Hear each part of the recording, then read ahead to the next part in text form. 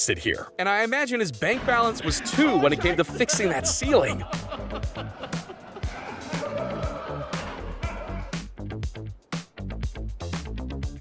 This is probably why they don't pay someone minimum wage to deliver a Ferrari.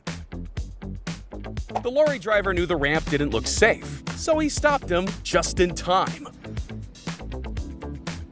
They say you can sniff out jealousy, but in this case, you can see it all over that brand new Lamborghini.